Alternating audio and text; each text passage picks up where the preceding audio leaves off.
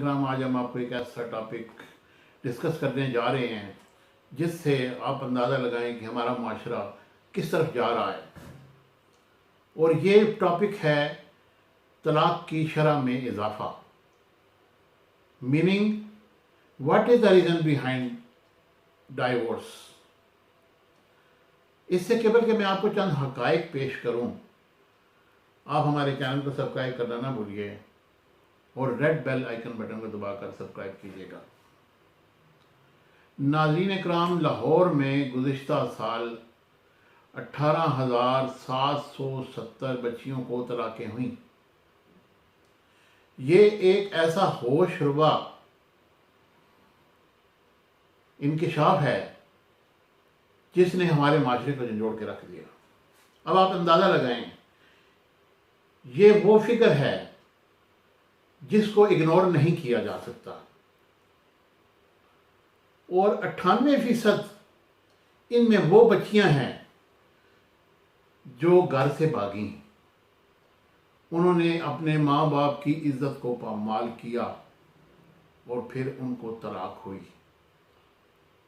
इसके बाद एक और पहलू, जब बच्ची की उम्र 32 को पहुंचती है तो उसके माँ बाप के कान खड़े हो जाते हैं। वो कहते हैं आप रिश्ता नहीं आ रहा, और जब रिश्ता आता है तो वो फौरन हाँ कर देते हैं और खुशी से पूरे नहीं समाते।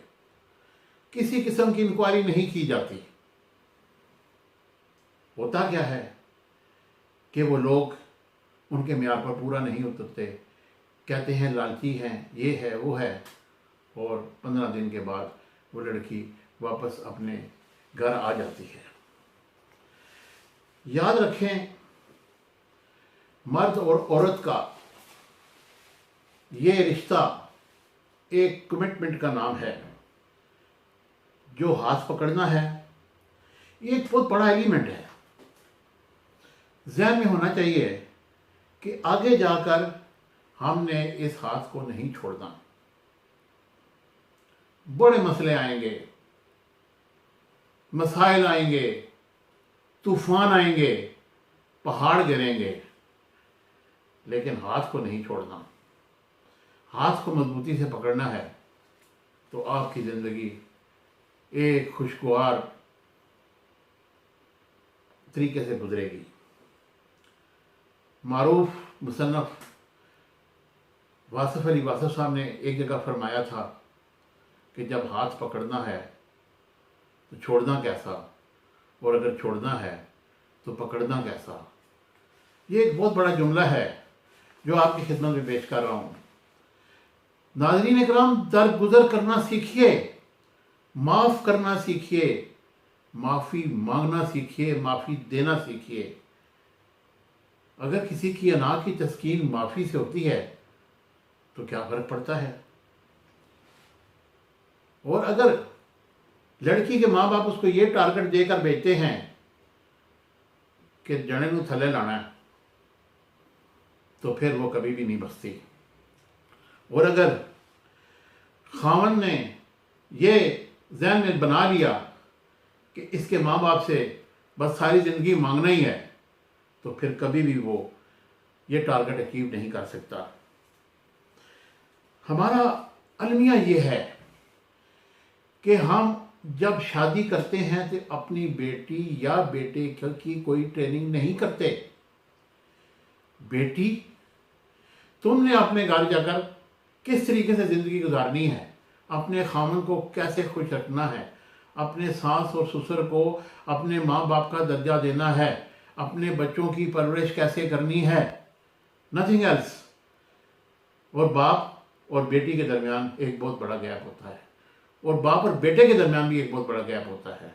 ना वो उसको ट्रेनिंग दे रहा होता है, और ना बेटी माँ से ट्रेनिंग ले रही होती है। जो कुछ देखते हैं वही फिर जाके इम्प्लीमेंट कर देते हैं, क्योंकि उनके घर में लड़ाई झगड़े फसाद तो उन्होंने देखे होते हैं। वही चीज़ें फिर आगे जाकर उनकी ज़िंदगी को अजीर्ण बनाती हैं। ये एक ज़िंदगी एक बहुत बड़ा कैनवस है। इसमें ये नहीं देखना कि इसने हमें क्या खिलाया, इसने तो हमारे साथ वादा किया था कि तुम्हें मैं पेरिस और कहाँ कहाँ की सैर कराऊंगा, ये तो मुझे मरी भी नहीं लेके गया। फिर ये सोचना है कि इसने तो मुझे खाना नहीं खिलाया बाहर जाकर, इसके पास तो पैसे नहीं हैं। तो क्या है, दरगुजर करना सीखें। अपने खामन की पॉकेट को देखें कि उसमें इतने पैसे हैं कि वो मेरी ये सारी चीज़ें, ये सारी ज़िंदगी, दवाजी ज़िंदगी तब गुजरती है जब आप इन चीज़ों को इग्नोर करें। सबसे बड़ा मसला इस माशरे का ये है कि हमने कभी भी दरगुजर करना नहीं सीखा, माफ़ी मांगना नहीं सीखा, सखावत करना नहीं सीखा, और दूसरे के स्टेटस को अपने ऊपर इम्पोज किया है। बच्चों को चाहिए कि वो सोचें कि हमने अपनी ज़िंदगी कैसे गुजारनी है, हमने अपनी ज़िंदगी में क्या सीखना है, क्या पाना है, अपने बच्चों को क्या सिखाना है, क्या नहीं सीखना, क्या किस चीज़ को, और इग्नोर करें। ज़रूरी नहीं कि आपने 8 के 8 सवाल ही हल करने हैं। जो आपको सवाल नहीं आता उसको छोड़ दें। ज़रूरी नहीं कि आपने हर बात का जवाब देना है, आप खामोशी इख्तियार करें। इसी में आपकी ज़िंदगी कामयाबी की ज़मानत है। और मेरी आपसे गुजारिश है कि मेरी ये छोटी सी गुजारिशात को अपने पल्ले बांधें और अपनी ज़िंदगी को अच्छाई की तरफ गामज़न करें। मुझे उम्मीद है कि मेरा रब आपकी मदद करेगा। Thank you very much.